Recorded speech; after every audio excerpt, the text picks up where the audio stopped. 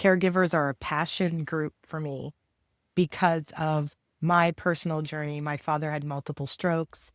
Eventually, the fifth stroke left him bedridden, nonverbal. And so seeing this strong person, then one day here we are with my mom being his full-time caregiver with layers of support, but things were never the same. Sure. After.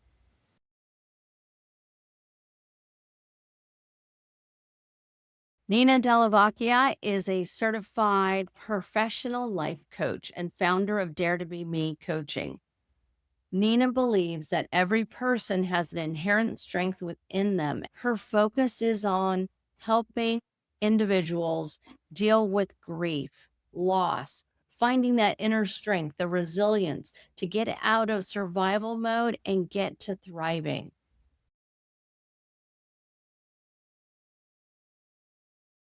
Rebuild life.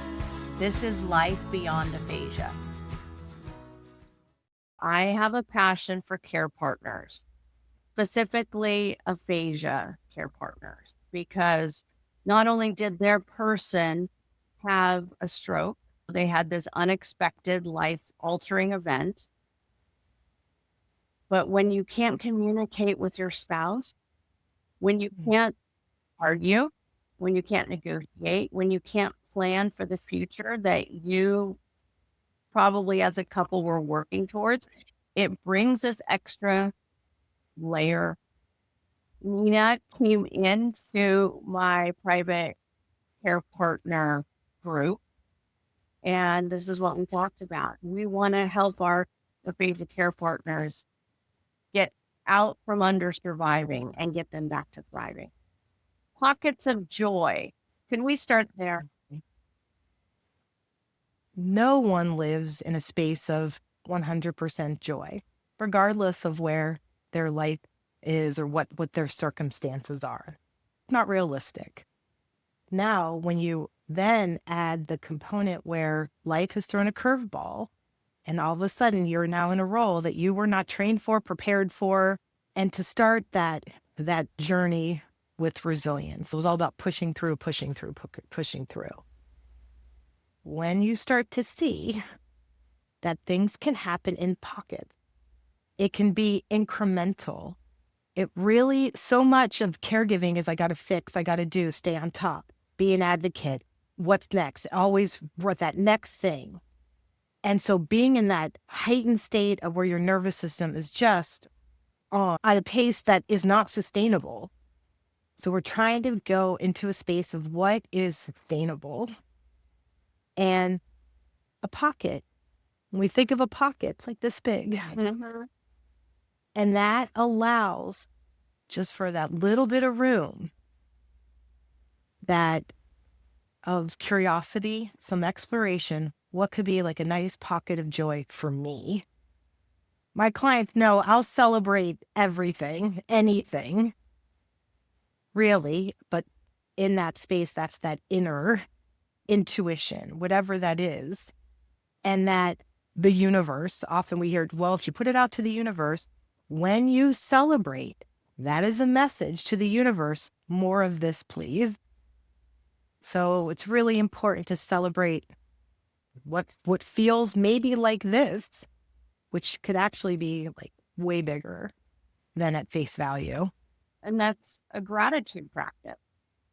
And I say that not just as another angle, because we hear a lot in the world now about gratitude, right? You should be grateful. But I think it's more than that. But we can celebrate the win. I woke up today. Okay, you go. You go, you. And what else are we going to be grateful for? Well, what was so great is like you met your client where he is.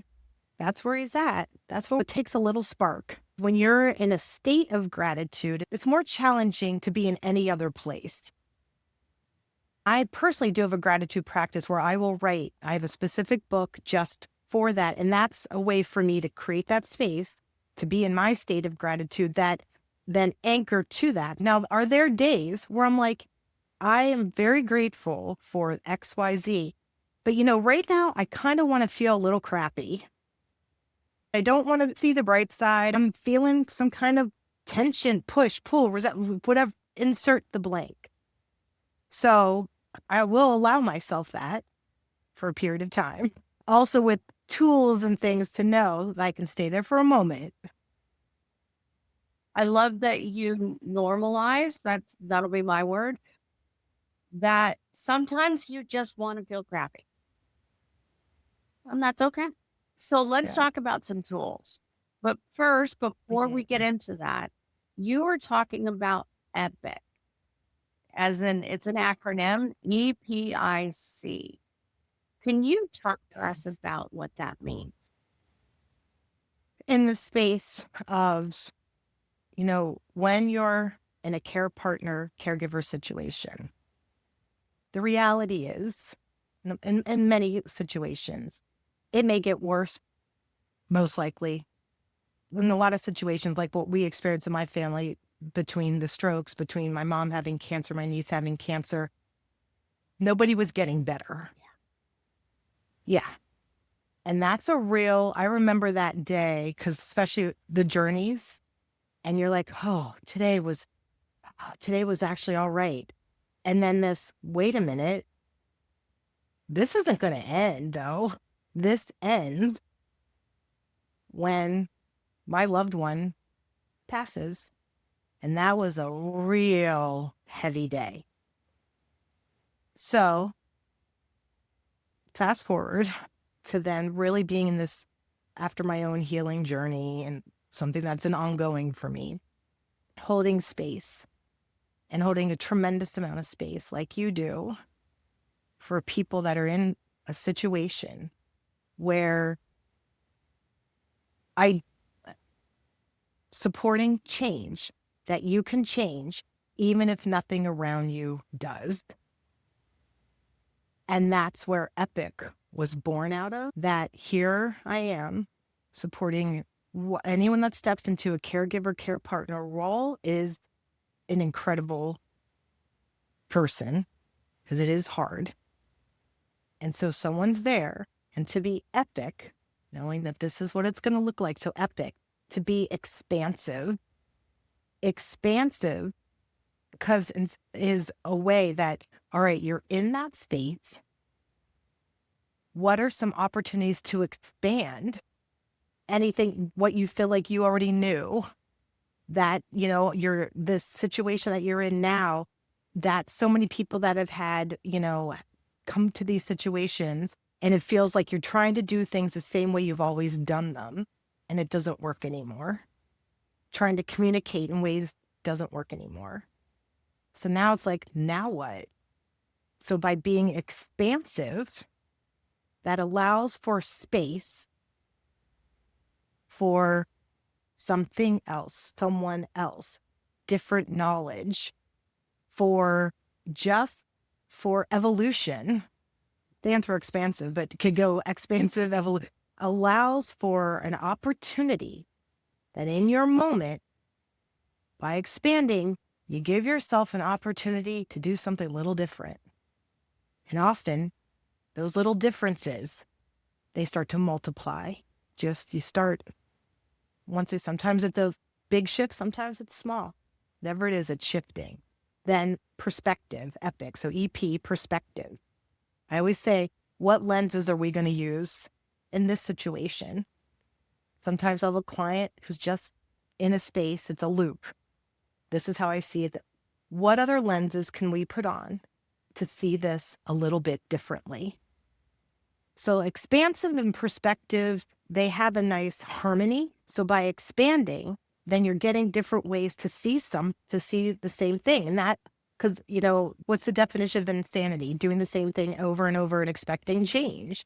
And it's very easy to feel in an insane space when you are pouring so much into saving someone, someone else's life is dependent on you. It's a lot. It's heavy. So by having different ways to view something, so perspective, inner self, that inner self connection is your 24/7 resource. whatever that looks like for you. And if you're not sure, this is an excellent place to get support. For some people, that is their intuition, that is God, that is spirituality, that is the universe, that's a higher power. That is now, and just the way I always state it though, all of that isn't something esoteric out here. It's all within you. And that when we've allowed ourselves to be in a space of attraction. I know a lot of times we hear about attraction, manifestation. All that means is you are in a space to allow that the tool's going to show up, the person's going to show up, the learning's going to show up. And if you're expanding, open to perspective, really connected, and that inner self too, it's that inner knowing. This feel and when if it's, and this is what I support my clients with all the time, because so much is coming at them, that so we're like, okay, so what is this? How do we move it? Let's dig into this a bit. And so and I don't, as a coach, coaching is, helping someone where they are now, where they want to go. I'm not a consultant. I don't tell people what to do, because the wisdom's within. So that's your inner wisdom, your inner self. And then finally, capacity, C. C is capacity, because to have the capacity to do all the hard things you're doing, but to do them, so to be epic is you are doing these things, and what each of them happens by having that capacity, it's then happening from fertile ground versus being in a depleted place. When energetically you're coming to any space and you're feeling resentful, you're exhausted, you're angry, you are burnt out, you're, haven't slept, all the things. Well, that's the energy you're going to come in with it. So how do you think your capacity is going to be if that's what's leading? So by implementing each of these, you start to lead differently. And it happens sometimes, like I said, to be big, but it starts to happen in these pockets. How does one allow to be? What is it? A mindset? Is it a practice? Is there something tangible, something concrete they can do to help try and get into that space? Are there some things they could start putting into place? Well, one, to recognize what burnout looks like, what depletion looks like. At times, in my experience, often caregivers don't realize that's even what's occurring. So do a little research. What does caregiver burnout look like? Could that be me? Now, for those that are aware and they're in that loop, just like you said, I call them interrupters.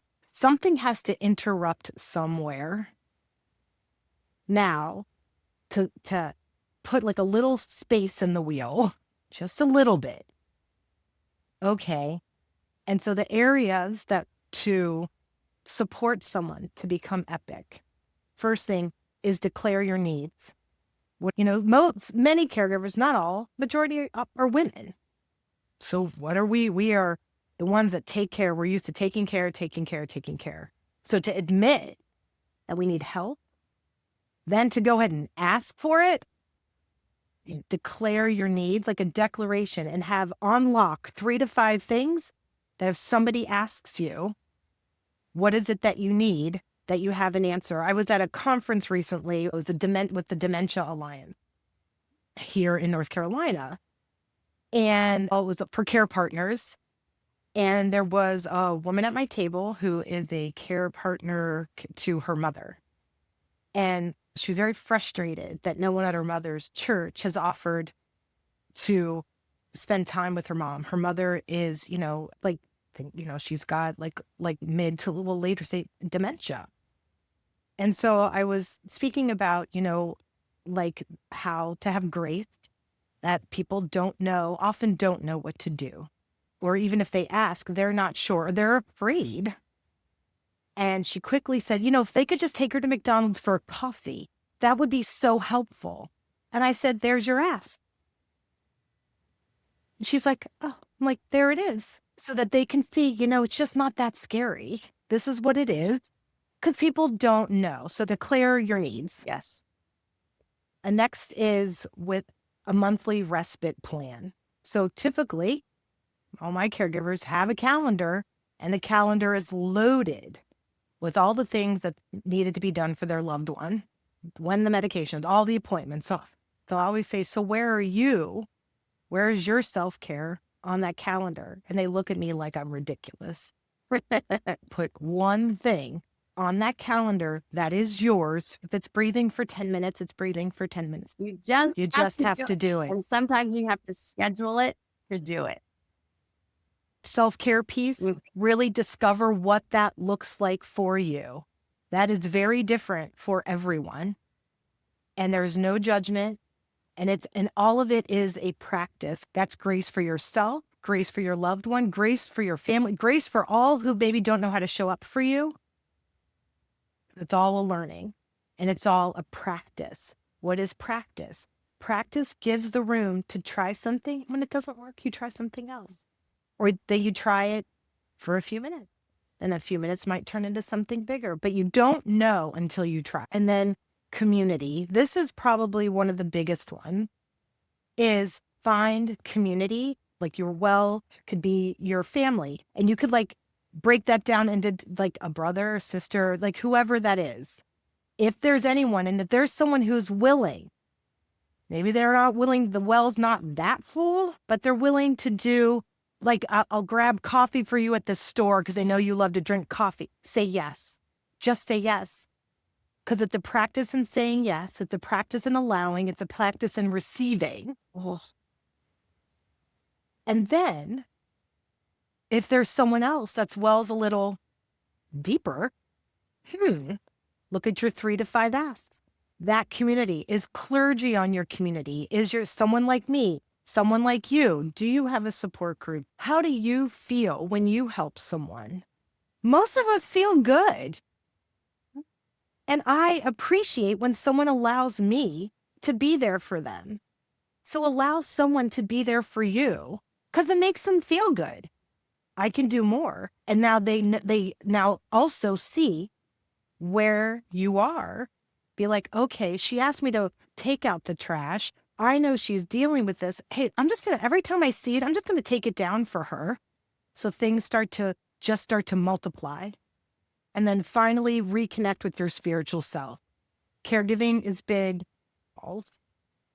That spiritual self, that interconnection is what is just that reservoir of ongoing support.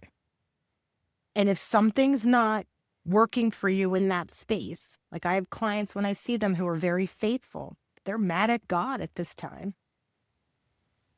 So, okay. So I'm what's called a dabbler. Dabbling. So what else? Let's expand here. Let's change our perspective. Let's expand ourselves and our perspective. What else could there be? I have clients where something that nature is such a beautiful way to connect to your inner self, to your spiritual self. The trees, the oxygen, what happened. And I've had clients, I'm just going to go out and touch the grass once a day. Go touch the grass. And that connection to, Mother Earth, who is just so powerful that they're already doing them. So then that's where that gratitude really steps in. Wow. I had a client come to a session and they're like, I don't have a spiritual, I don't do anything, and so as we're talking, I see her pull a bottle out of her purse, put it in, and her demeanor completely changed. And what did you just do? Oh, I keep an essential oil in my bag. And when I start to feel elevated, I just put it in my hands and it just really grounds me. I'm like, well, guess what you just did? That was a spiritual practice. As you said earlier, we bring it to awareness. We You add a little intention to it, and that we don't perceive it as extra work. So, oh, now I got to go trudge outside, take my shoes off, and put my toes in the grass.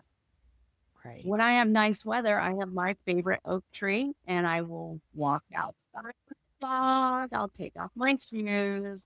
I'll stand under the oak tree and just breathe. I'm drinking coffee. I need to take the dog out anyway, and I need to breathe. I can just be a little more intentional on how I breathe. And that intention piece is a big one. So I'm very, especially in my Reiki sessions or in my sessions in general, we have an intention. And the intention is always stated as though it's already here. Today I breathe with intentionality, and I, embrace myself for 5 minutes. However, and so all of this that we're talking about, this intention, when you dare to put yourself first, that clarity starts to return. That awareness starts to happen. Relationships, even with your care partner, with your loved one, they start to heal. That resentment. Self-care is the fuel. It is not the chore. And that the visual that helps me is when I think of like dry, dusty, depleted soil versus that beautiful, rich soil. Like with the intention. So I, as much as I have my clients, it's very important that they cultivate their intention. The intention I have for the container that I create is that I have clients who are operating from fertile soil, that they are that seed, that bloom. And even though they have a ton of shit going on, they have realized that all that going on can happen with clarity, with pockets of joy, with contentment, with breath, with support, help, community, because they have put their energy first.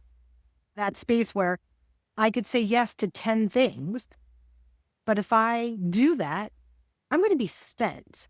It's not sustainable to have a lifestyle or a schedule where you're not first. And care partners, just caregivers, just tend to learn it like fast track when they choose to, when they decide like this isn't sustainable. These instruments of wellness are about integration into what already works. It's one reason I suggest that putting in the respite calendar, to combine it, to not have your own special calendar have it all in one calendar. So instruments of wellness, that's our wellness. Well, what speaks to you? What gives you the opportunity to connect to yourself? Touching. This is a one hand on your heart, one hand on your lower abdomen, and breathing that way. That reminds you, you've got a heartbeat, you have breath, you are this living being. Yes, things are in a hard situation, a difficult situation, that you're still here, you are breathing, and you have opportunities to be epic. You're not trying to fix anything. You are not broken. Nina, this was a great conversation. Thank you for the space that you hold and all you do. And I'm just honored to be a part of it. Rehab ends. Recovery doesn't. Rebuild communication, rebuild connection, rebuild life. This is life beyond aphasia.